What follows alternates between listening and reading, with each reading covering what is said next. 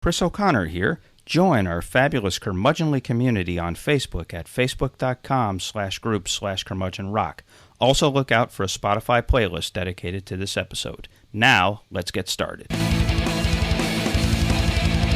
This is the Curmudgeon Rock Report, and this is your podcast made by rock geek iconoclastic outsiders for rock geek iconoclastic outsiders. For those of you who lament that rock music has gone the way of jazz and slipped into niche genre status, we are here to keep that flame alive by providing insight, analysis, recommendations, and honest takes, not hot takes. And hey, there's a good chance you'll learn some rock history you never knew before. In 1976, the band Boston released their self-titled debut album. Powered by the sublime majesty of the song More Than a Feeling, one of the greatest arena rock anthems of all time, the album became an overnight sensation and one of the biggest selling albums of the 1970s. They were no one-hit wonder, though.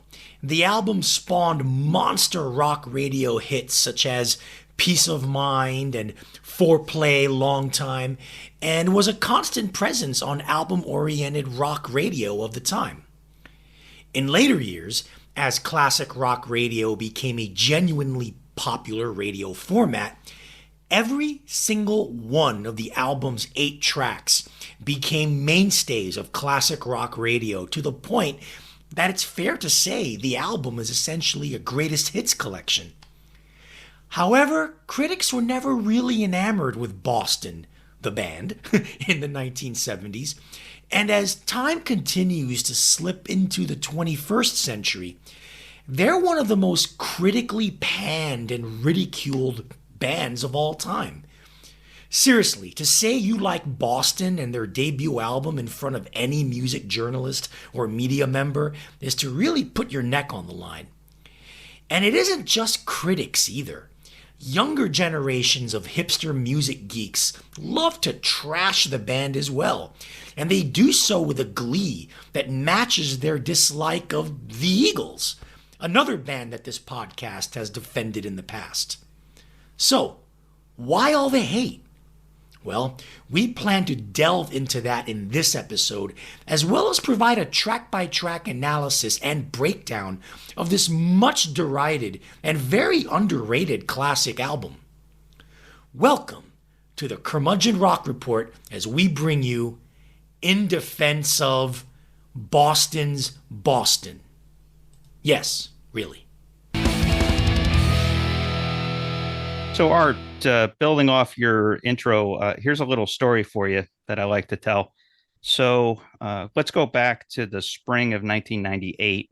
I am a cub reporter for the newspaper in Springfield, Massachusetts. And for any of our listeners who may have also been cub reporters, you know, like basically the first 2 years in the newspaper, you will know or remember that you spend a lot of time in your car. And it can get boring when you're taking those long drives to your next story. So I had a tape deck. I was renting a Dodge Neon and with a tape deck. And so I figured I needed some tapes. And so there was a indie music store, a really cool little music store in Northampton, Massachusetts. And I went in there and lo and behold, for like $4.99, there was Boston's first album, self-titled record, Boston. And I was like, hey, I like some of their songs. I mean, I could stand to, just have that on the ready and, learn more about this record, because at the time it was like number 6 or number 7 on the all-time shipped records on the RIAA list. Yeah. Like 16 or 17 million. It's still at 17 million, but but at the time it was like way up there. And so like, okay, cool. So start listening to it. It's like, oh, well, I obviously know that song. The big hit is first there. Oh, I know that song. Wait a second. So it's an 8-track record. I get to track 7. Like, I know all these songs. And then it ends with the ballad. And I'm like, wait a second.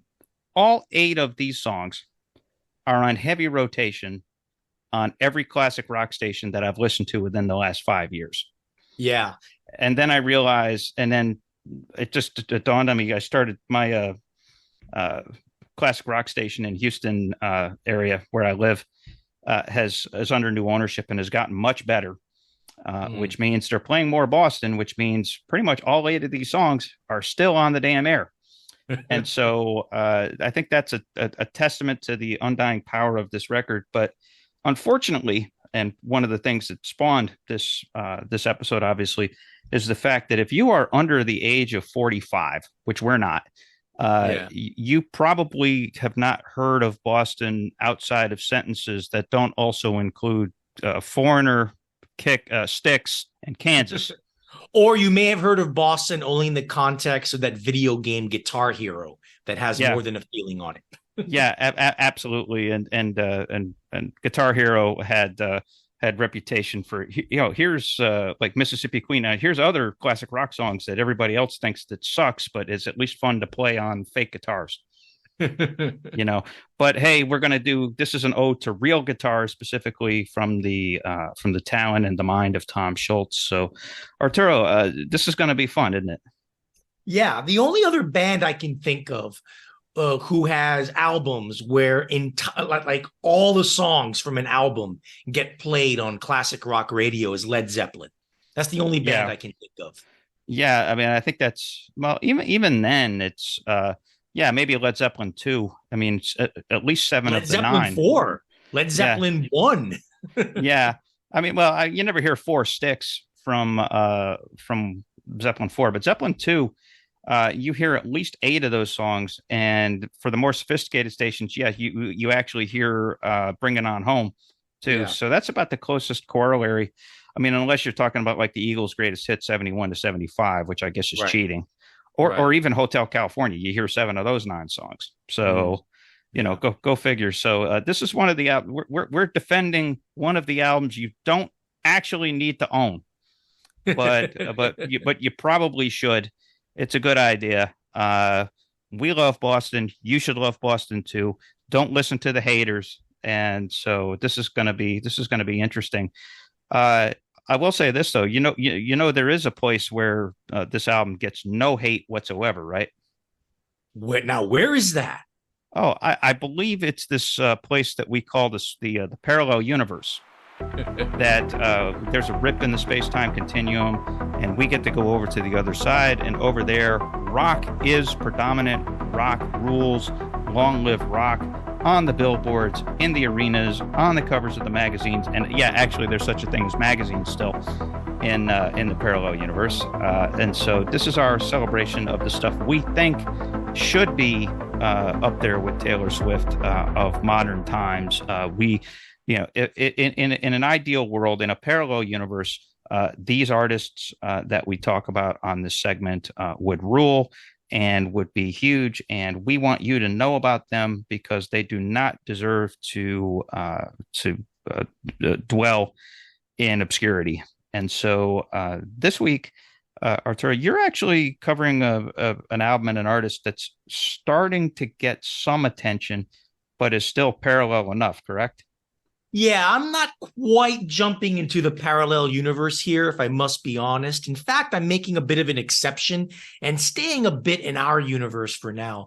For the past 7 years or so, the Japanese-American singer-songwriter Mitski has grown a small but very devoted cult following for her brand of very, and I would argue overly, theatrical art pop and overly sentimental breakup songs that recently had seen her delve headfirst into Broadway-style musicals and show tune affectations. Fucking yuck.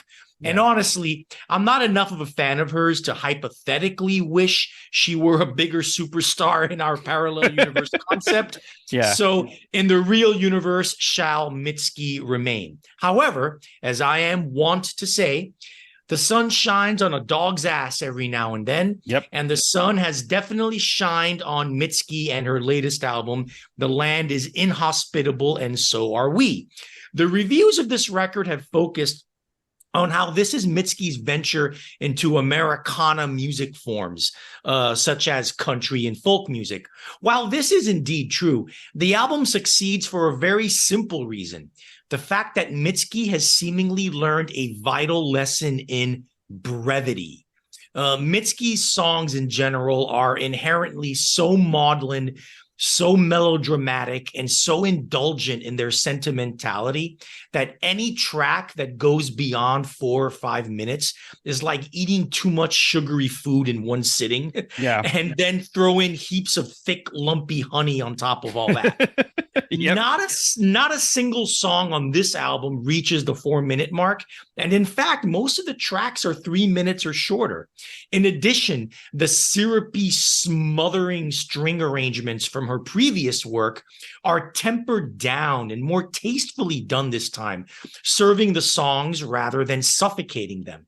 Yes, as usual, all the songs are about her ruminating on her broken heart.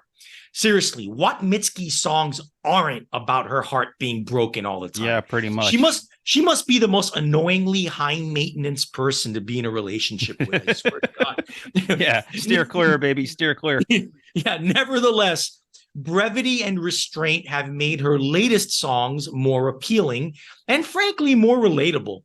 The listener isn't being pummeled over the head with her relentless sadness.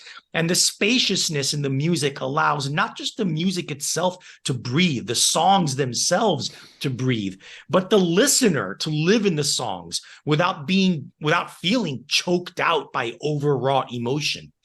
Recommended tracks: the beautiful hymnal quality of the opening track, Bug Like an Angel, where Mitski warns that broken promises can break you right back. Buffalo Replaced, with its doomy acoustic guitar riff that rides the song along with its haunting piano crescendo. And Heaven, which glides through the air with its, well, heavenly vocal melody and lush but not overly lush string section that provides a moving middle section. It isn't quite in my top 10 of the year, but it is close, and very close actually. But the fact that I'm recommending a Mitski album at all is evidence that it's one worth checking out. Chris? Yeah, there's a real evolution here. Mitski is a folk country chanteuse. Who knew? Yeah. I mean, there's some real 70s singer-songwriter Topanga Canyon type of stuff on Sure. here.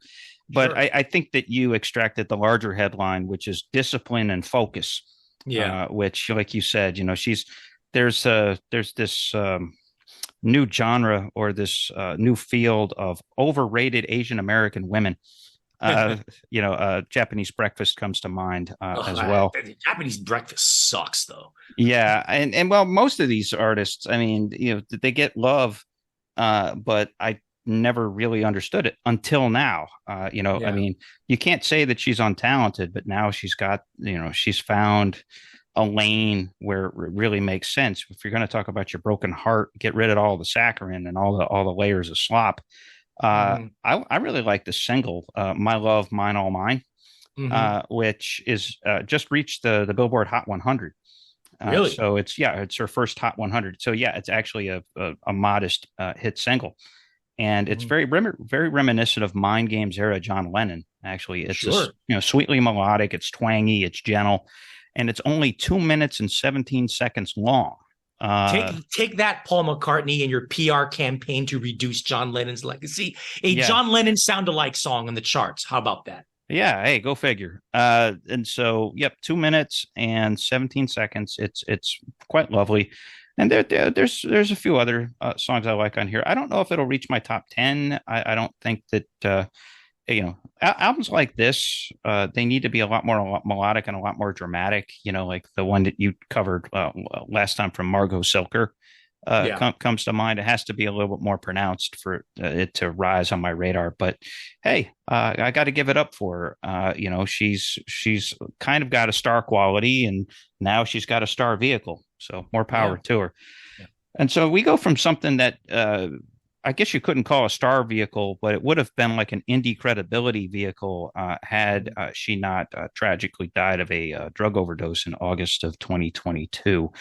We're talking about a jazz trumpet player, or I mean, I guess calling her a jazz trumpet player is a little bit reductive, but her name was Jaimie Branch. And this album is called Fly or Die, or Die Fly or Die World War, and World War in parentheses.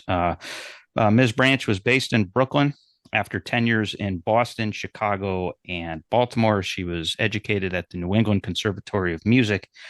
And yes, she was a virtuoso trumpet player, but it's not the kind of formalist or tasteful or master's thesis kind of stuff that you tend to get these days in jazz. It's kind of, there's no like larger point. There's it's not you can't even, a lot of jazz these days, it's not even unified song cycles so much as movements. Yeah. And most of them, frankly, are closer to bowel movements than jazz movements. Yeah, boring as fuck, basically.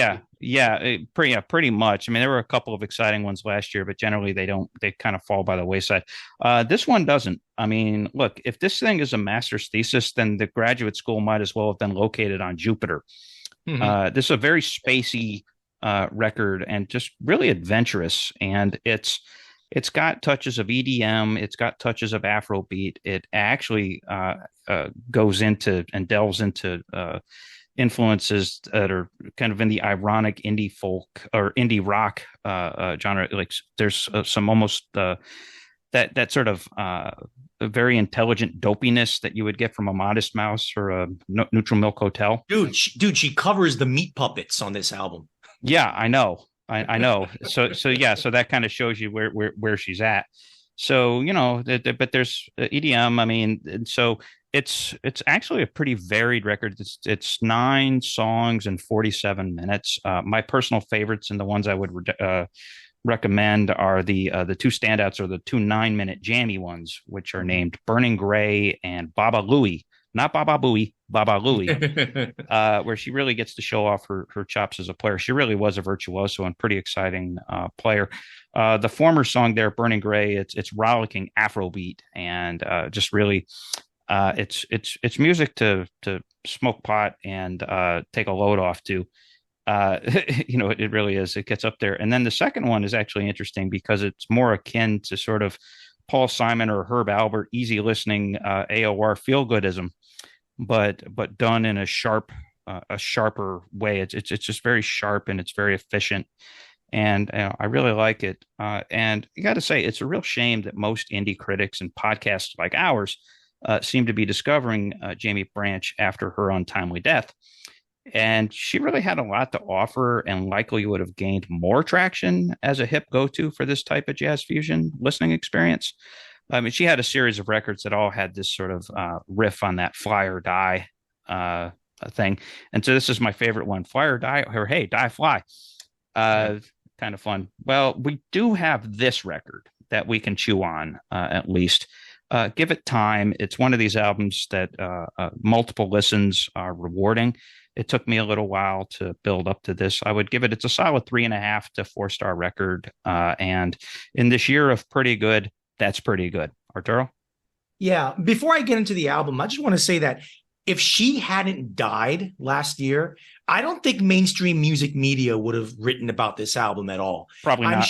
I'm sure within jazz circles and within jazz buffs, people were writing about her or whatnot. But mainstream music media, not at all would they have picked up on this had she not died. This is like her epitaph.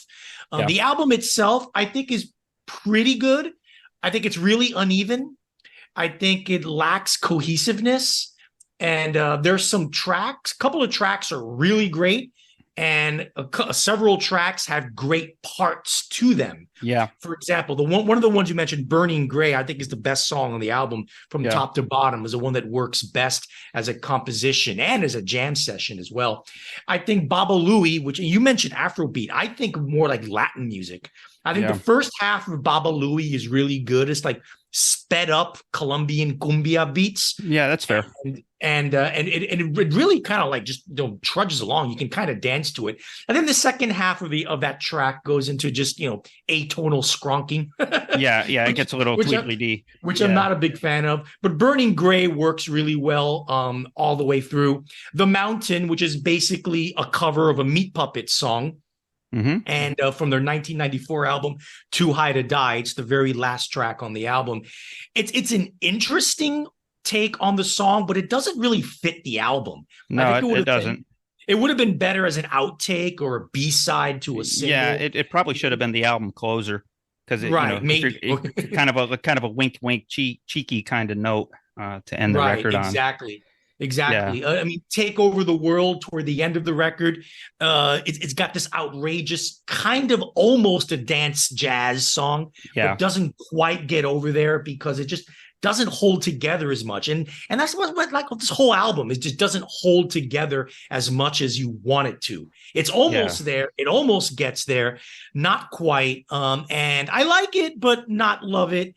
Although I think yeah, Burning Gray is one of the better individual tracks that you'll hear this year. yeah. So if you're a Spotify individual song kind of person, check out Burning Gray. Great track. Chris here again. We usually end our episodes by inviting you to join our Curmudgeonly community page on Facebook. Well, we're picking up our efforts there. Know people just as passionate as us about rock and roll? Invite them to join in the fun. You don't actually need our permission to do so. Also, expect to see a lot more content up there moving forward.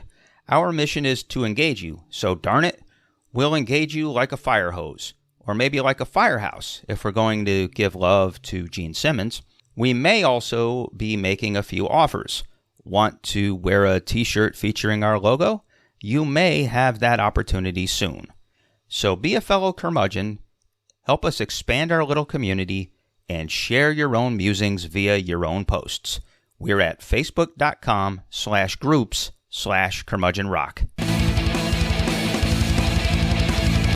All right. So, Chris, we both love this album by Boston, their debut album, the classic from '76, but a whole lot of people don't, right? Yeah, that is true. This is one of those albums that kind of like, to borrow a Mickey Dolenz line, when Spock becomes a Vulcan, or when Leonard Nimoy becomes a Vulcan, Yeah. instead of Spock, it's Leonard Nimoy. And so it's kind of like one of these things of be careful what you invent. People might hold it against you. Yeah. And I think that that's the case with Boston. And I'll start this. And so this is kind of scouring the internets for commentaries and dialectics about this record and its supposed crappiness. So let me start with a piece, or an excerpt from a piece that a very good rock journalist and writer Stephen Hayden wrote for the AV Club back in 2012. Hayden now works for Uprock, so I definitely recommend that you check out his work plus his podcast. He writes about Boston this way. Quote, those predisposed to hate classic rock normally dismiss Boston as a cookie cutter corporate rock devoid of personality or heart. It's true. The spotless perfection of Boston's late 70s albums, well, okay, that's generous. But anyway, the late 70s albums doesn't exactly sound human. If the Stooges and Black Sabbath exist on one end of the rock and roll grittiness scale, Boston surely must be placed on the far opposite end. Boston and Don't Look Back, which was the second record, are the antithesis of music that's idealized for its sloppy, in-the-moment liveliness. Tom Schultz preferred the orderliness of a laboratory and the methodology of a scientist. His songs sounded as if they were assembled according to well-tested theorems and then sent off to hermetically sealed packages. It was as wild and inappropriate as a bottle of aspirin, which to me is a good line. I know a lot of people say that about Steely Dan, but Yeah. but I Well, think I say that about late period Steely Dan. yeah, late period Steely Dan for sure. And but I think that in a way that's almost complimentary, but that's kind of where the derision comes from. And so let's talk about that derision. You don't necessarily see it from critics, and this surprised me. I thought I would see direct reviews or retrospectives of this album, Boston, by mainstream critics or by Pitchfork or by even stuff like Far Out or American Songwriter albums like that. No, you're not going to find those exist. I think that like legit critics are like, even if it's begrudgingly or at least admiring of the album. And so what it really comes up is like when people want to trash all of the bands that came after Boston, or if like, let's say a band like Greta Van Fleet, it's like, oh, they're the worst of the, generic, they're like Zeppelin, Boston, Kansas, Foreigner wannabes, and so it's kind of like a shorthand for this sucks. Yeah. And so that's kind of where it comes up. And so scouring some boards and some blogs for some lines here. So this comes from a Reddit board and from a poster who goes by Psyched Vinyl Fan 99. Hmm. He says, and this is about more than a feeling. Quote, the song is literally the most cookie cutter AOR song of all time. The song is also repetitive as well. It's extremely overplayed as well. The lyrics are superly annoying as well. More than a feeling. Shut up. This guy was, Not the smartest thing to review, shall we say? yeah. Let's just put it this way: a big fan of as well. If Yeah. somebody's going to use as well 3 times in a review, you probably might want to take them seriously. Talk about being repetitive. Yeah, but don't bumps. Uh, so now we go to a writer named J. Eric Smith, who says Boston has always been the embodiment of cold, calculating corporate rock. This is a guy who actually, I believe, he did an exercise where he had a bracket for the worst rock and roll band of all time, or the suckiest band of all time, and Boston made the quarterfinals. So there you go. Now, now you get, but some fans have a little bit more acid and are a little bit more original in their beatdowns. This is a guy named. This is from a site called Moronica, Moronika, which amazingly enough is a Three Stooges fan site and community. And this is a guy who goes by Shemps1. Get it, Shemps. But this is a line that at least it's funny. Quote: Boston had succeeded despite piss poor instrumental playing, shitty songwriting, and singing that made one-hit wonder / transvestite Sylvester seem masculine by comparison, due in part to Schultz and his ultra slick producing. That's a good line. I'll hand it to him. Then there was one. There's a site out there called Steve Hoffman's Rock Forums, which is, as it sounds, it's community forums for posters. It's, user generated content. And somebody put out there, said, what do we think about Tom Schultz in Boston? And like several people in a row put overrated, overrated, overrated, to which this one guy named Dad on Red, he comes in and says, underproductive. Underproductive? Yeah. So which in a way is kind of a twisted genius way of saying, yeah, that doesn't really do it for me. It's an underproductive record, which, I honestly, obviously he's wrong, but it's a pretty good shot. And then from a message board called sportsjournalists.com, a poster says that this album is, quote unquote, the paragon of pretentious studio perfection until Axl Rose took the mantle for all times. I mean, you know me. I live in the island of Guns N' Roses is one of the most overrated bands of all time. So I appreciate that. Yeah, I think that's fodder for a future episode where me and you go mano y mano over Appetite for Destruction, for sure. And so Tom Schultz and Axl Rose getting hate in the same sentence. Yeah. And then, you do get some damning with faint praise, or you do get some critical beatdown from the mainstream. Yeah. Ben Ratliff of the New York Times, one of the best jazz critics in America, but he also is pretty well versed in rock and roll. So he did a review of an album that Boston put out in 2013 called Life, Love, and Hope. Oh, And God, yeah. and he writes, quote, few will complain about any subpar Boston albums cheapening the band's legacy, partly because this record, and to some degree the whole band's career, reduces one man's inward hobby, a project of self-satisfaction. So kind of saying, hey, maybe that was good, but let's put down the guy, as being a lone, tall, ugly weirdo that geeky engineer does well. And so kind of, let's put the guy down. And I mean, even the attempts at defending this record really sound horrifying. I mean, it's just like, guys like try to get out there. And there's one side I saw where it says, quote unquote, I mean, it's like freaking Paul Revere and the Raiders recording Dark Side of the Moon. I mean, who the hell else would have even thought this ever, or even like wanted to make this connection? I mean, that just sounds hideous. I mean, yeah, I know It doesn't match the music at all. no, it doesn't. And I'm like, where the fuck is this coming from? And so, Yeah. this all, by the way, is really an exercise in consider the source.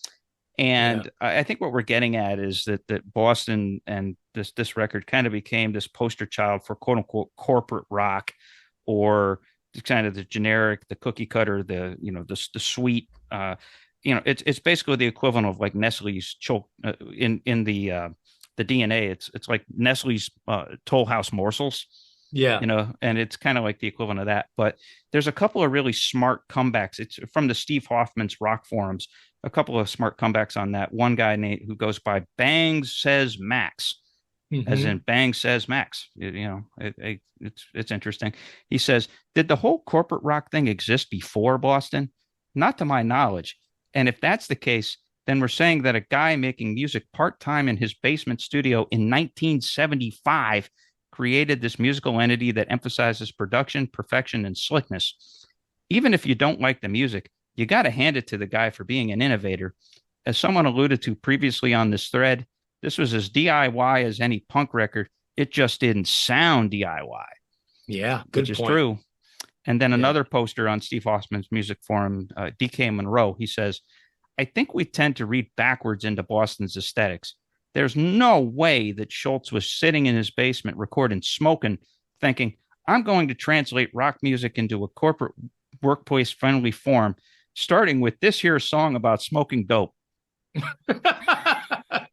Yeah, so it kind of gets at the absurdity of the arguments. And so that's really a cross section of the kind of stuff that's out there about Yeah. this record. And I guess you could call it a mild controversy, but the whole Boston sucks thing Yeah. is so kind of in the atmosphere that it doesn't really come from the primary sources. It's just sort of become this like kind of stackable thing. Hipsters who hate classic rock, Yeah, basically. yeah, essentially. But I've worked with people, in my journalism career and even my post journalism career, some of my legal, and lawyers like to think of themselves as like as like hobbyist music critics in Yeah. some ways, and they all have this Boston sucks notion too, or like make it stop, make it stop. I'm like, no, actually, turn it up, turn it up. I mean, so Right. that's what we're saying. Go ahead. Yeah. Go ahead. Go ahead. No, I'm saying you have a contribution, don't you, to this whole thing? Yeah, there is one music critic out there who, back in the day, 1976, didn't love Boston, nor did he hate them. And Do you who's know who that? that was, Chris? Who's that? Robert Christgau from Holy from crap. New York's Village Voice. Bob This Christgau is returns. this Yeah. is his one sentence review.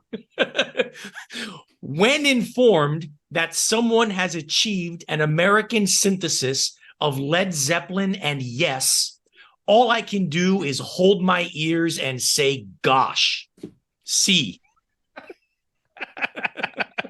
Okay. Never quite thought of that way. Led Zeppelin and Yes. That makes a lot more sense than Paul Revere and the Raiders and Pink Floyd. Yeah, exactly. Although I don't know. Yes is a little bit of an overstatement. Well, no, I can hear a lot of Yes, especially in Foreplay Long Time, the Oh intro. yeah. A Oh lot of yeah. that keyboard stuff that Schultz is doing. Yeah, Very a lot Rick of the Wakeman. a lot of the showier, yeah, overdub kind of stuff, but maybe Yeah. not in the space rock necessarily. But yeah, Yeah. if we're talking about overdubs heaven, then Yeah. that surely is Yeah. the case. So that said, we've set it up with the dialectic to kind of get into this record. Arturo, tell us about this band and the backstory of how this wonderful album came to be. It's actually a pretty fascinating backstory for a band that a lot of pretentious indie hipster douchebags don't like. Any narrative regarding the band Boston begins and probably ends with the band's founder, guitarist, principal songwriter, producer, sonic architect, and overall leader, Tom Schultz. Schultz, who was originally from Toledo, Ohio, went to MIT in Boston for both his bachelor's and master's degrees in mechanical engineering. He's an official smart guy, a classically trained pianist and talented guitarist in his own right. He started writing music when he started his graduate studies in MIT in 1969, and within a year had joined a band called Freehold, along with singer Brad Delp, guitarist Barry Goudreau, and drummer Jim Mazdia. After finishing his graduate studies, Schultz got a job at Polaroid. Yes, kids, back in the old days, photos were taken with cameras that used film, and there were entire companies that were based around the sale of these devices. Back to the story. He must have made quite a bit of money from his day job because he was able to build a practice room and a rudimentary recording studio in his basement, complete with a professional 12-track tape recorder, and was able to finance demo tape recordings in his basement. The aforementioned members of Freehold were used for these sessions, but there was no record label interest. In 1973, Schultz formed the band Mother's Milk with Delp, Goudreau, and Mazdia. And while the band dissolved by 1974, Schultz kept on working with the same crew. And by 1975, 6 of the 8 songs that would end up on the album, Boston's Boston, had already been finished. Schultz knew a co-worker at Polaroid whose cousin worked at ABC Records, and with a little bit of networking, the demo was sent to ABC. Soon enough, Charlie McKenzie, a Boston area representative for ABC, got a hold of the tape and fell in love with it. Along with Paul Ahern, a close friend and California record promoter, they agreed to shop the demo tape around and split whatever proceeds may come if a major label became interested. Basically, they became Schultz's co-managers. Alas, Epic Records was interested and wanted to sign the band on the condition that Schultz and whatever band he had could perform an audition in front of a group of Epic executives so they could see what they really had in their hands. Drummer Jim Mazdia had lost interest in the band at this point and was replaced by Sib Hashian, while bassist Fran Sheehan augmented the band that performed before these Epic executives in late 1975 at a Boston warehouse that doubled as Aerosmith's practice facility. Nice. How about that for some trivia? Yep. It's telling that the band still didn't have a name when the contract with Epic was finalized, and the only musicians who were contracted to Epic at this time were Tom Schultz and singer Brad Delp, who wrote one song and co-wrote another, while Schultz wrote everything else. Like several other major record labels at the time, Epic, which at the time was a subsidiary of Columbia Records, insisted that their artists and bands record their albums at the label's own studio in Los Angeles. Yeah, this is great. There was to be no exception for Tom Schultz and his then unnamed band. Epic wanted Schultz and the band to pack everything up and relocate to Los Angeles in order to re-record the songs on the demo that the songs from the demo that the label liked so much. Schultz, however, as would be seen and proven in the ensuing years, was quite the autocrat and quite dictatorial in his ways and insistent in not re-recording the album, feeling that what he provided to the label was good enough as the finished product. Fortunately for Schultz, producer John Boylan, who was tapped by Paul Ahern, the California record promoter who helped Schultz get his record deal, and to oversee, he got Boylan to oversee the album's production. Boylan understood Schultz's need for complete control and came up with a ruse to fool the record company. The whole band, minus Schultz, would fly out to LA to make Epic think that the band was at a Columbia Records recording studio recording the album. Meanwhile, Schultz and Boylan would stay behind in Boston and just basically spruce up the finished demos in Schultz's home basement and hire a remote truck from Providence, Rhode Island that would contain a 2-inch 24-track deck. A wire would snake from Schultz's basement into the truck feed into the deck. Basically, they resubmitted the same instrumental tracks they recorded in Schultz's basement a year earlier with just a few edits and overdubs here and there. The tapes were sent to Los Angeles, where Brad Delp put down all his brand new vocals in quick order, and mixing was done by producer John Boylan. When everything was completed, the album cost only a few $1,000s to make, which was in stark contrast to how record labels at the time would spend upwards of hundreds of thousands of dollars on a recording. Million. Yeah. Boylan was instrumental in another way. It was his idea to name the band Boston. The band coalesced around their new name, around Schultz's chosen album cover depicting a spaceship containing the city of Boston escaping into the cosmos, and around each other as a tight live unit that would take the music from this self-titled debut album released in August 1976 to the concert masses and supported by constant radio airplay. The rest is history. Chris? Well, you do know that those spaceships are actually guitars, right? Really? Yeah. If you look closely, they are guitars that have blue smoke and blue light shows coming out of the strings. Smoking.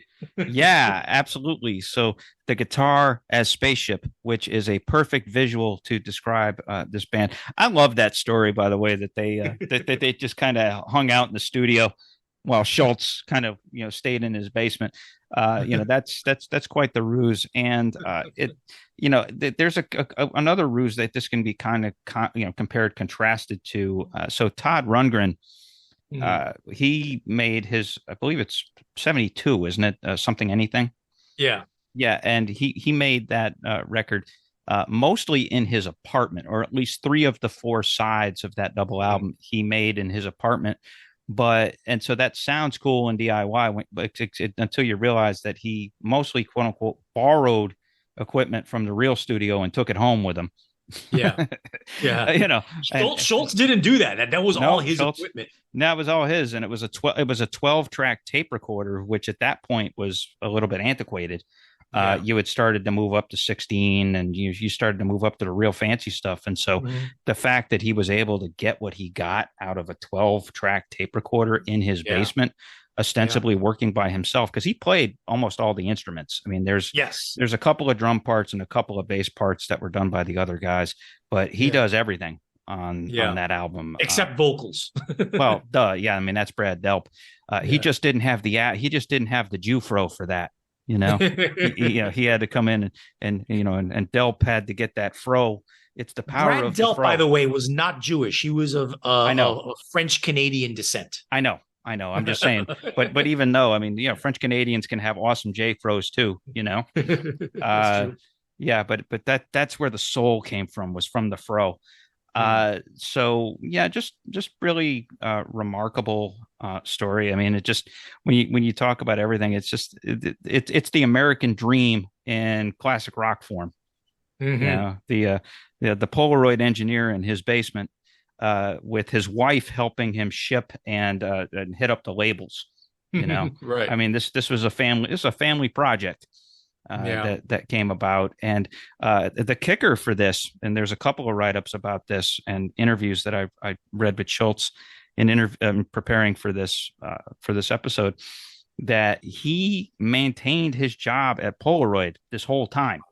Wow. While he went on leave to make the record, he took a couple of months off. He went back to Polaroid after he had released the album. Well, the album comes out, and within a couple of months has sold 200,000 copies, and More Than a Feeling is starting to take off. It was Cleveland that first broke them, and then it went like nationwide, like wildfire within 2 weeks.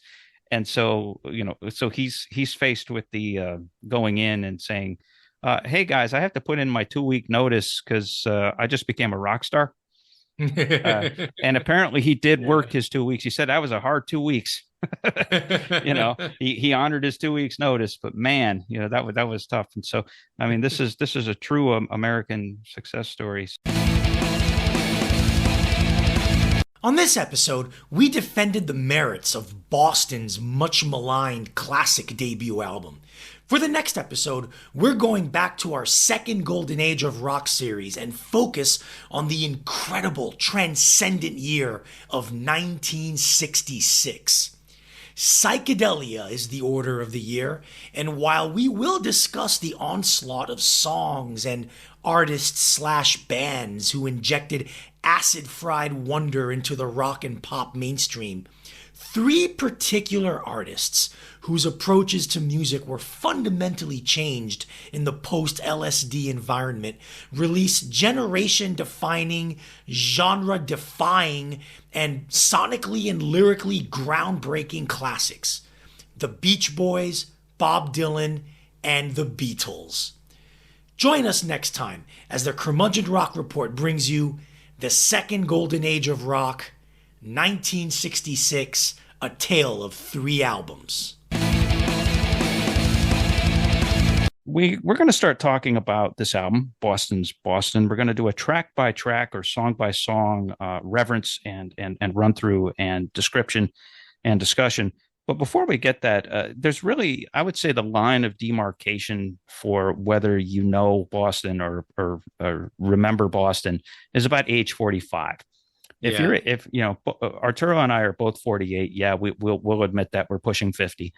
But if you're over the age of 45, even if you think you don't know the 8 songs on this record, you do, because they are in perpetuity everywhere, as we said in the beginning of the album of this episode. If you are under the age of 45, you have probably heard of Boston, but have never been all that moved because, like we said, they're a cliche or they've become a synonym for bad rock. Like even when you talk about Puddle of Mud, you probably think about the name Boston gets evoked, and so again, if you're an old man like us, this will be a tribute. If you're younger, this will be an education. That said, Arturo, let's start going through this record, and it's 8 songs and about, I want to say, 36 minutes long as a record. And so take us through song by song, starting with the biggest hit.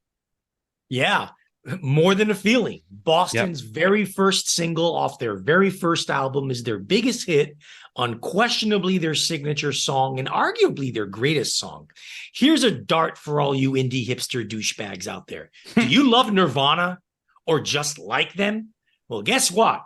The opening riff to Smells Like Teen Spirit is the exact same as the chorus riff to More Than a Feeling, but just sped up. Don't believe me? Kurt Cobain himself admitted it in several interviews before he died, and you can find those quotes online. Even this fact is selling the song short. From the majestic opening guitar arpeggio to Brad Delp's soaring, arena-scraping vocals that would influence everyone, from Judas Priest's Rob Halford to Soundgarden's Chris Cornell to Muse's Matt Bellamy, and of course, that heroic head-banging chorus. It's one of the single greatest justifications for rock music being the genre that owned the middle of the 20th century, and quite a bit of the end of it as well. Oh yeah, and that famous chorus riff was itself stolen note for note from the Kingsmen's Louie Louie. Here's Boston.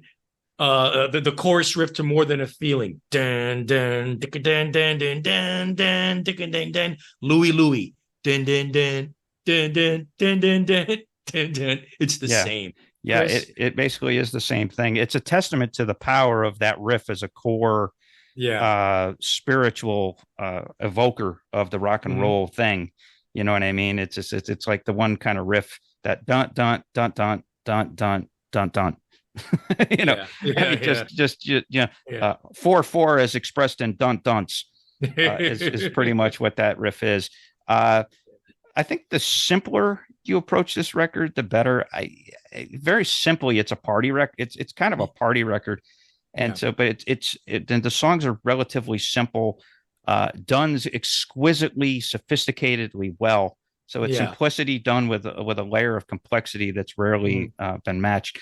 The one thing I'll say about this song is that Schultz had a real gift for layering acoustic guitars with electric guitars. And he's most famous for his overdubbing.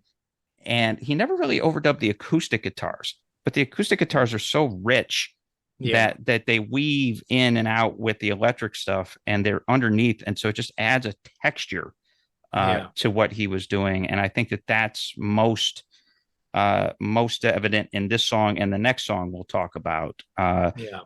And that riff is just crunchy as hell, and so Yeah. it's a real contrast to have that like real kind of crunchy kick-ass riff with Brad Delp's lack of testicular fortitude vocals. You know?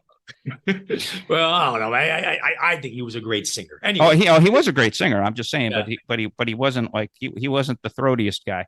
No, no. Yeah. The next song, track two, Peace of Mind. Now, this album abounds with awesome riffs, not just the one on More Than a Feeling. The acoustic riff that kicks off Oh Peace yeah. of Mind is no exception, like you alluded to, Chris, with the acoustic textures on this album. And the double tracked lead guitar lines that grace the track throughout are exquisite. Never let it be said that Tom Scholz wasn't one of the most fluid melodic players 1970s rock ever gave us.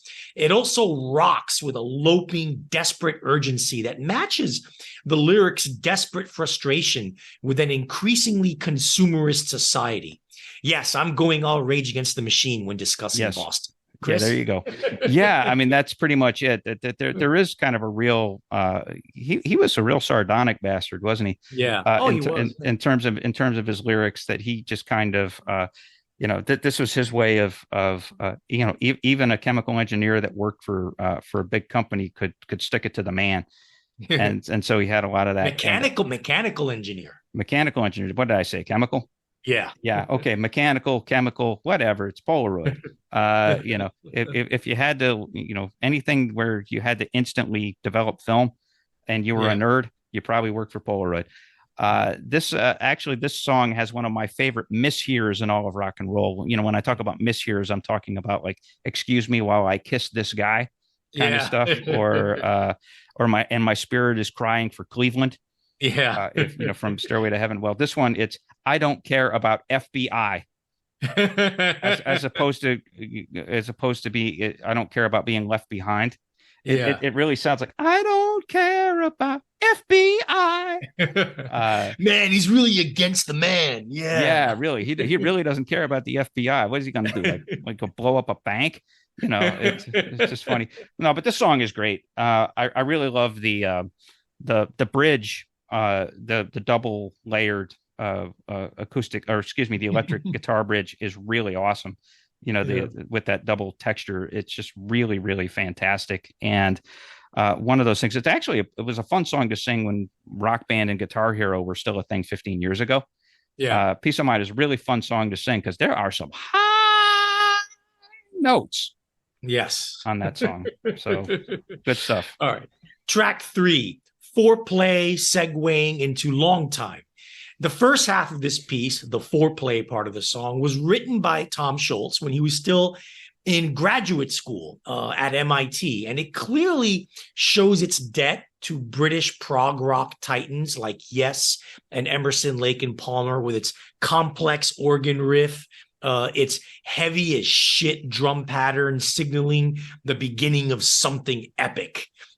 Once the Long Time part of the song comes in, it heralds another I Want to Break Away song that peaks with another kick-ass chorus riff, this time with the rest of the band stopping and nothing but hand clapping accompanying that chorus riff done acoustically.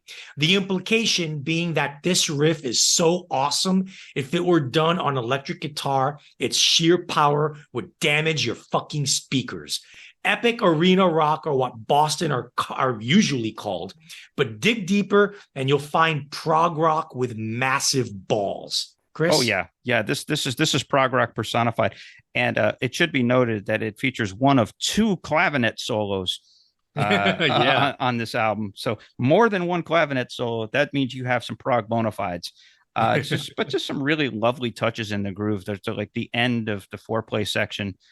When it starts to build up into the riff or to the beginning of Long Time, there's just some really neat keyboard notes and sort of guitar sprinkles that are there, and it's just a real sense of drama. It's a kind of song that's made for headphones. Yeah, totally.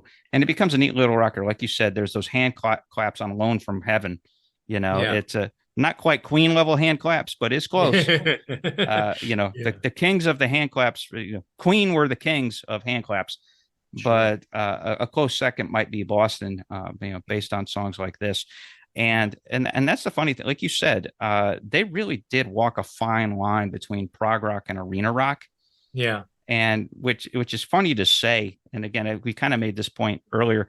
When you invented the damn thing, and then you get accused of being derivative or Yeah. being accused of being vanilla, Yeah. that's got to sting, you know? Yeah, it does. I'm sure Schultz to this day still gets pissed off when he gets derided in that way.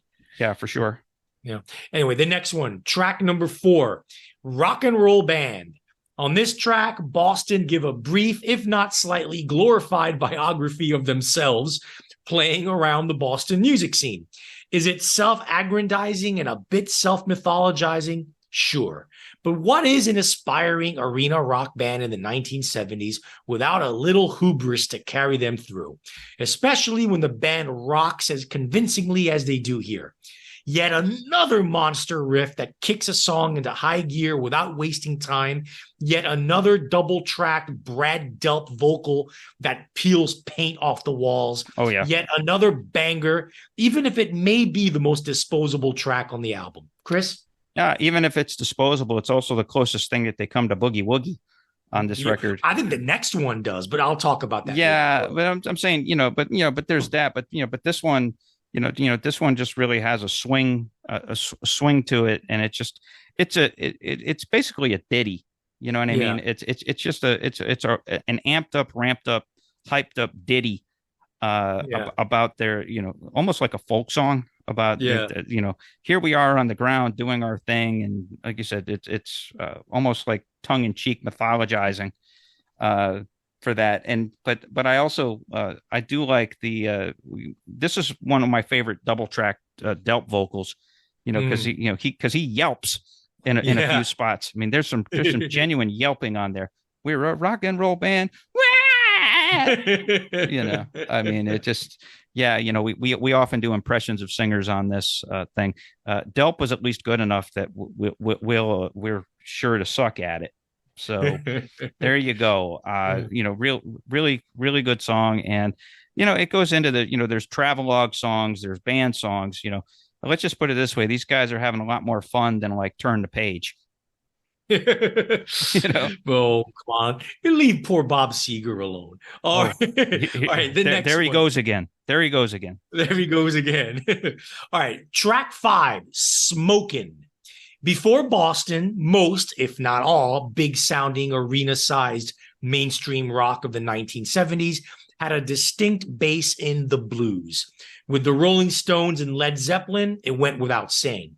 Despite keyboardist John Lord's best attempts to overwhelm the band with classical music flourishes and affectations, Deep Purple, at their heaviest and most successful, still had a noticeable bluesy foundation. Oh, yeah. Black Sabbath were a pioneering heavy metal band, but they were distinctly influenced by Cream, the prototypical heavy blues rock band. And Sabbath's sludge metal dirges always felt bluesy, even if they weren't exactly blues. Even The Who managed to be both proto-power pop and proto-punk, started their careers as an R&B and blues covers band. Boston were the first major 1970s American rock band who distanced themselves from the blues with a sleek, slick, hyper-produced sound that owed more to prog rock, classical music, and classic pop songcraft than anything gritty or quote-unquote bluesy. Yet, even on this perfect debut album, Smokin', I think, is the only track on the album where Tom Schultz allows a little of the blues to come in on the very ZZ Top-esque opening riff to Smokin'. Lyrically, it's admittedly a bit silly. Boys' night out on the town, look out, mama, we're going to burn up the bars tonight. But musically, it may be one of the most compelling.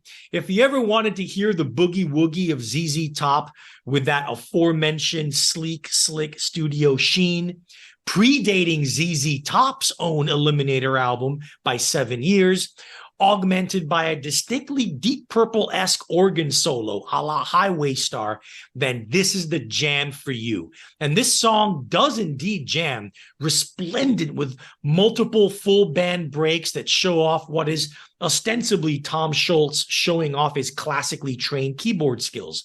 This is also one of only 2 songs on the album not written entirely by Scholz, as a singer Brad Delp gets a co-write here. Chris? Yes, he does. Yeah, this is definitely dancey Boston.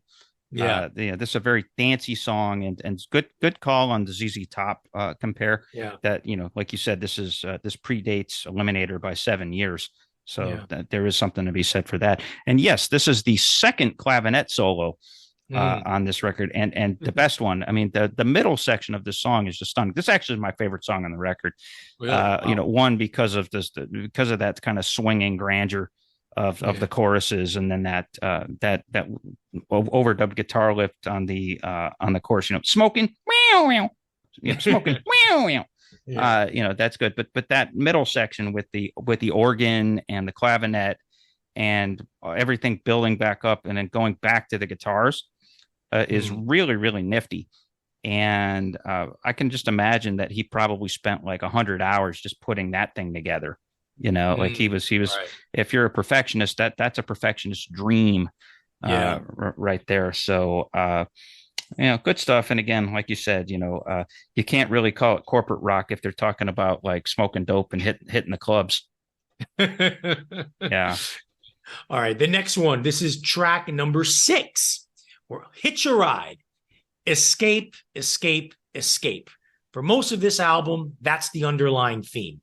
Who cares, though, if it's this redundant when a song like Hitch a Ride, one of the softest and most tender songs in the Boston catalog, are rendered with such blissful melodies, beautiful chord progressions, and, yes, believe it or not, lovely lyrical imagery evoking the New England region of the country in the middle of winter. The bridge erupts with rock muscle as that prog rock organ makes an appearance before Scholz's meticulously multi-track guitars settles things down into a mid-tempo groove with a gorgeous guitar solo that rides the track up to its graceful end. Chris? Yeah, absolutely. It's just this is one of 2 bona fide power ballads on this record. And especially it's one of the better vocal overdubs too on the chorus. And I will say this: I mean, this is not really the type of album that we listen to for the lyrics. I mean, Graham Parker, it ain't. It's not. It's Mellencamp, it ain't. But we do get an occasional gem from Scholz as a lyricist, like on this record. It's got a sentimentality to it. It's really nice. He says, "Life is like the coldest winter. People freeze the tears I cry. Words of hail their minds are into. I've got to crack this ice and fly." So like you said, that escape and that longing for transcendence. I mean, that's a really nice and really sort of deftly worded sentiment for that. So, and again, it's the other thing too. This is another one of those things where when you hear Hitch a Ride, I hear FBI. Again. I mean, it's not quite as pronounced as it is on Peace of Mind, but it's like I almost, because the thing about it is the Guided by Voices has a song called Teenage FBI, and so I almost, instead of Hitch a Ride, I hear Teenage FBI. It's very, very strange. And so I don't know, maybe I'm too paranoid for my own good when I listen to this song or listen to this album, but good stuff. Yeah. All right. Track number 7, Something About You. Now, Boston's Boston begins with More Than a Feeling, which, aside from being a heavenly rock candy monster of a song, there's also an unabashed love song. That kind of romanticism goes away for the rest of the album until the last 2 tracks, where Tom Scholz decides to show his sentimental side and beating heart amidst the layers of exquisitely dense guitars, both acoustic and electric, and intoxicating vocal harmonies, even if they're all done by one guy, Brad Delp, who multi-tracks himself to high heaven. Has there ever been a more touching, heartfelt love song that rocks just as hard as it is romantically emotive? That dichotomy is an aspect of Boston's, and by extension, Schultz's music that is much overlooked and frankly underrated. There's something about you, goes the chorus. Well, there's something about yearning lyrics of pained romantic longing that go perfectly with expertly produced, multi-tracked guitar lines that manage to reflect that yearning. Chris? Yeah, I mean, like I said, this is a song that rocks, but at the same time, if you had to make an argument that any song on this record is extraneous, it would be this Yeah. one. I mean, Mm. I think that this is 8 of 8 Yeah. in terms of that, because it's basically, in a way, it's peace of mind as a love song. In You're terms right. of its dynamics, it doesn't necessarily have the acoustic guitars, but the structure of it, it's got it's got that kind of screamy, yelly, but also pretty. So it's screaming Right. on the one hand, and pretty on the other. Yeah. And yeah, like you said, these guys really had a sentimentality to them. Sure. You saw it in More Than Feeling, you saw it in Hitch a Ride, but you really see it on these two, like you said, these two last songs. And so it might be arena rock, it might be prog rock, but it's lovely. Yeah. At its high points in terms of the singing and the lyrics, it's definitely, it's got a dreamy quality to it. It's got a longing. It's in a way, I guess it makes sense that it would come from a guy who hung out in his basement nonstop. It's like I'm longing for a world where I can leave my basement. Well, he sure made it. He made enough money to do so if he Well, wanted to. well, yeah, or conversely, he made enough money that he never had to leave it again Yeah. because of all the shit he could afford. Yeah. You know. All right. The last track, track 8, Let Me Take You Home Tonight.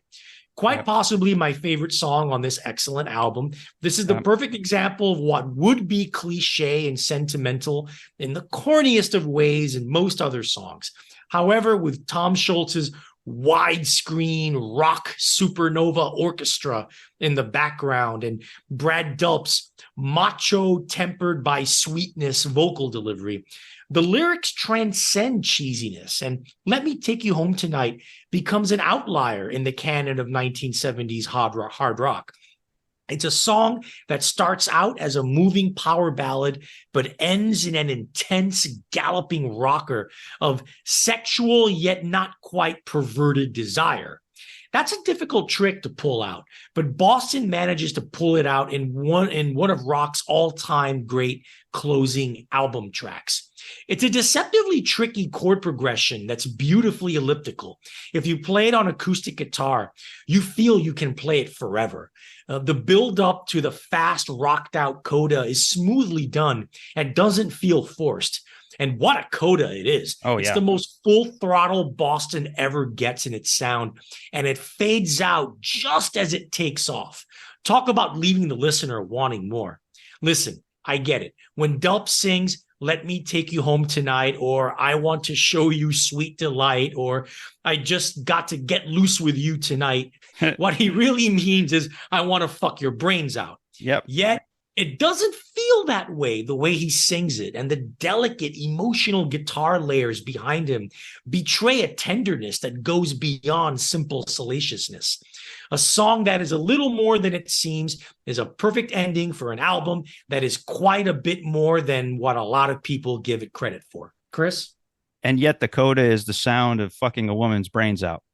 Let Yeah. me take you home tonight. Yeah, exactly. It's rousing, it's romping, it's like you said, it's full throttle.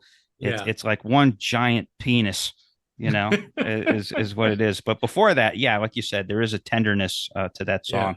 And Yeah. as rock power ballads goes, it's one of the prettiest Yeah. of that. And it's very indicative of that era. 1976, there were bands that were attempting or wanting to do songs like that, but Schultz kind of perfected the formula Yeah. on this song. And like you said, hell of a note to end the record with, because it's almost gospely. There's Yeah. almost a gospel fervor. Yeah. I Definitely, mean, yeah. another. It's not even a hand clap. It's more like a foot stomp kind Yeah. of a quality to it. And like you said, the way it fades into Mhm. into the great unknown is really really neat. So I'm telling you, this album is really note perfect. You know, it starts with those little acoustic notes and it ends with this sort of rousing gospel that again fades into oblivion. And so just from the very first note to the very last note, there's just a perfect and just whoever sequenced it, however they came up with those 8 songs, you know, all of the emotions, all of the wise guyness, all you know, just everything. Yeah. It's self-contained. It's just there is not a dead note on this record at all. Right. So All right. so that's our Yes, tribute. Chris. Yeah, that is our tribute to and running through this album. If you've never heard it, please hit the streaming sites. I'm sure that there's probably a full album upload somewhere out there on Sure. YouTube because it's not like the copyright police are out in full force for Boston. You know, I mean, maybe so because you know they're at 17 times platinum Yeah. for this record. But anyway, so this wasn't the only album that Boston ever did. Nope.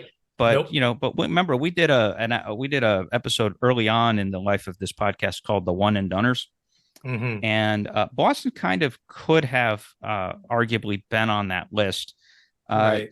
Arturo, take us through the aftermath and the rest of the history. What happened after this album blew up, and what Yeah. happened, and where did Boston head from here? It's not quite a sad story because, Tom Schultz has got money to burn and he's Yes, he still does. alive doing his thing. Yep. But the Boston story has taken many twists and turns. In 1978, Tom Schultz was again mostly a one-man act as he recorded mostly everything on the follow-up album by himself, except for the vocals and the drums. When the album Don't Look Back came out in the summer of 1978, it was an immediate hit that went on to sell roughly 7 million copies, which was still about half of what the debut album sold. Yes, you heard that correctly. An album selling 7 million copies was half of what the previous album sold. To put that in perspective, Green Day's Dookie, their classic 1994 album, sold 8 million copies. Boston's much ignored mediocre follow-up sold almost as much. And mediocre was exactly what Tom Schultz thought of the record. He felt both the record company and his management, by now a bickering partnership between Charlie McKenzie and Paul Ahern, pressured him to rush a follow-up album. He swore he would take his time recording a third album. And boy, did he. The third Boston album, titled Third Stage, wouldn't come out until 1986. In the years leading up to the album's release, Schultz got involved in a legal dispute with co-manager Ahern, who claimed he owned a percentage of all songs from the second album onward. He also Schultz told the members of the band to go off on and do their own solo stuff or any other project because, shit was going to take a while. Also during this time, CBS, which owned Epic Records, sued Schultz for $60 million for breach of contract due to not releasing a new Boston album on time. The lawsuit was decided eventually in Schultz's favor, and Boston officially moved to MCA Records, which released Third Stage. Lo and behold, the album was a huge success, topping the Billboard album chart, selling 4 million copies, and the power ballad Amanda being a huge hit that went straight to number 1. The Boston touring band of 1987 to 88 just contained Tom Schultz and Brad Delp from the original lineup. Another 8 years would go by before another Boston album would come out, this time supposedly due to extensive renovations being made to Schultz's home studio. Delp left the band during this period, and with new singer Fran Cosmo in tow, Boston released Walk On in 1994. It went platinum by selling 1 million copies, but it only charted at number 7 and had no real hit singles. Delp would return to the band, though, as one of 2 co-singers for the duration of Boston's 1995 tour. Guess what? Another 8 years would pass before Boston put out another album, this time 2002's Corporate America on independent label Artemis Records. The album bombed, but Boston toured from 2003 through 2004, By this point, Boston were just Tom Schultz plus Brad Delp plus a cast of interchangeable musicians, and they were a legacy act, with most people paying tickets to hear the band play all the songs from the first album and maybe Amanda. Tragedy became a part of the Boston story in 2007 when Brad Delp committed suicide by carbon monoxide poisoning at his home in New Hampshire. A version of Boston with Michael Sweet, the lead singer of the Christian rock band Striper, filling Delp's shoes, toured in 2008. New vocalist David Victor was brought in for a tour in 2012, and the recording of a new album, this time with 11 years spanning between albums, would finally culminate, and it would come out in 2013 called Life, Love, and Hope, released on another indie label, Frontiers Records. More tours would follow from 2014 through 17 with varying lineups and varying lead singers, and Schultz even hinted back in 2017 that a new album might be in the works. That album still hasn't come out, but who cares at this point? Chris? Yeah, and if his history is any indication, that means it'll drop in 2025, because that means it'll have been eight years. Yeah, so that's what we that's what we need to kind of go on. Yeah, like you said, sad story with Brad Delp. From what I've read, he committed suicide. The way he did is he lit 2 charcoal grills in his bathroom while sealing off the door, the bottom of the door and the doorknob and all that. I'm just like, man, you really got to be in bad shape to put in 2 charcoal grills. I mean, I would hope that he like cooked himself up a couple of hamburgers, so at least he went out satiated. Yeah. I know I shouldn't make these jokes, but anyway, yeah. And so, I mean, interesting history with this band. I mean, how do you follow up one of the greatest albums ever made? How do you follow up a huge, gigantic arena rock juggernaut? How do you follow up becoming your own cliche? Right. Not easily, although they did get a #1 song 10 years later, so more power to them there. And so this kind of segues into our final discussion here, Art. And then we'll take turns on this. How would you articulate the legacy of this album by Boston, the self-titled record Boston? I think we both alluded it to, and I did earlier. Boston in the 1970s, they were the first major big like arena cock rock band that didn't really owe that much to the blues. They were a bit divorced from that. Like I said, they were more married to classical music, progressive rock, and classic pop songcraft.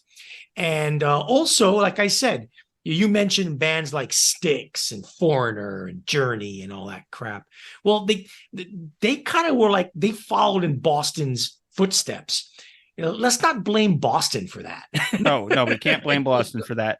And that's exactly what was going to be my point, is that the idea is that Boston taught the Kansases and the Journeys and the Triumphs. Yeah. Right. And I guess you could go on with a few other bands hell, I don't know who comes out of REO Speedwagon. Yes, another one. Yeah, would be another one, even though I think they predated, but they reinvented themselves in the vein of a Boston, or no, let me rephrase it, in the vein of Boston, not a Boston, the Boston.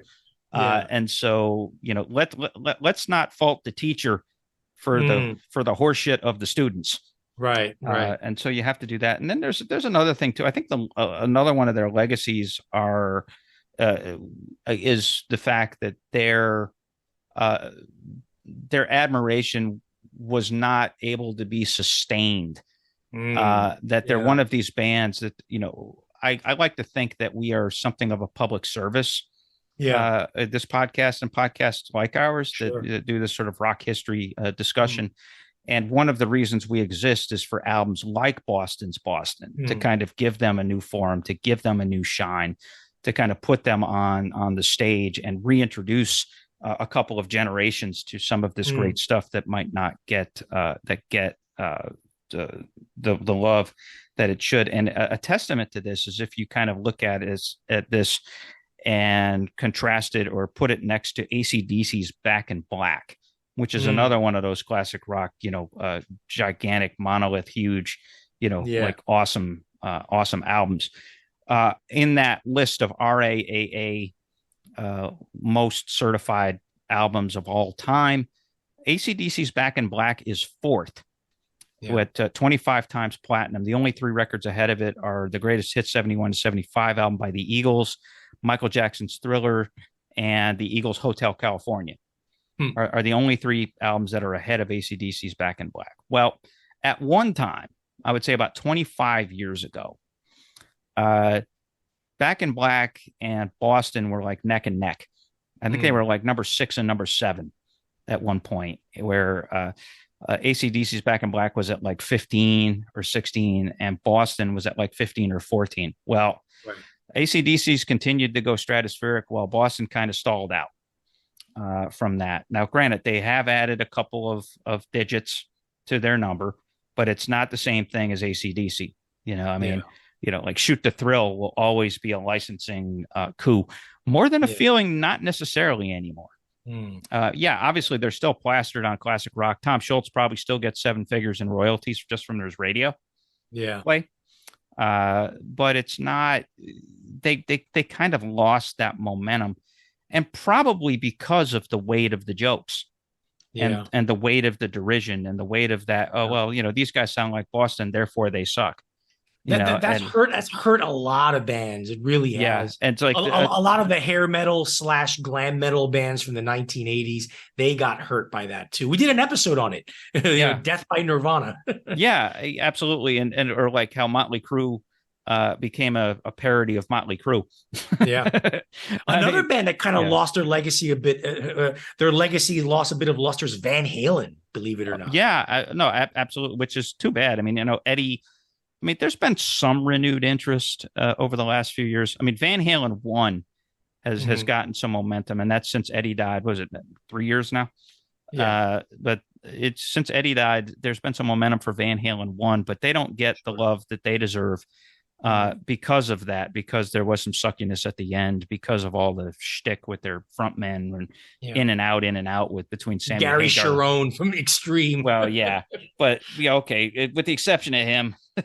But like Hagar and Roth keep like they're these interchangeable. They definitely were interchangeable cheesy motherfuckers that were just in and out. And so who knows, maybe they were victims of their own excess after a while. But in Boston's case, Schultz was never, Schultz probably would have never made it if he was relying on MTV, ugly 6'6" Sasquatch guy. Probably wouldn't have done so well, but he's not reclusive per se, but he is private. He gives a lot of interviews. He does give a lot of interviews, so he's not reclusive, but he is private. You wouldn't recognize him in a lineup to save your life. And I think that's part of it too, is that, you let the music stand on its own. Well, for a social media culture and for a look at me culture and for sort of, legacy media culture. I call that legacy media because why is Guns N' Roses still as relevant as they are? Because they're still out there on the road and Axl is still making a fool of himself, So it's really too bad, because this album is fabulous, absolutely fabulous and note perfect. And it didn't make RS's Rolling Stone's 500 greatest albums of all time list this time around, but it should have. Maybe the back half. I wouldn't necessarily put in the top 250, but it belongs on that list. I'm currently in the middle of making my own personal 500 greatest studio albums of all time, and Boston. This Boston album is definitely in the low 400s. Put it that way. Yeah, I got you. And it definitely belongs there. So we definitely want you to check this album out. And we definitely want to hear from you about this. Join our Curmudgeonly community on Facebook. We actually had a new member from Nepal join this week. Oh, nice. Yeah, go figure. So we're in the deepest, darkest recesses of Asia. We have a fan. And so you can check that out at facebook.com/groups/Curmudgeon Rock. Also, we want to hear your impressions of this record. If you're not familiar with it, go out and get it, or go out and stream it on Spotify or Apple, Apple, or those types of things, or even YouTube. Like I said, just do a search for Boston full album, and it'll probably come up. And tell us about that and write us at curmudgeonrock@gmail.com. We are still on Twitter, although not as much as we were because it's become an alt-right cesspool. Even like the way that they've made when you scroll, they subtly put some like nasty, stupid stuff in there. So, but we're still on there, and we still like Jason Isbell's feed. So there's that.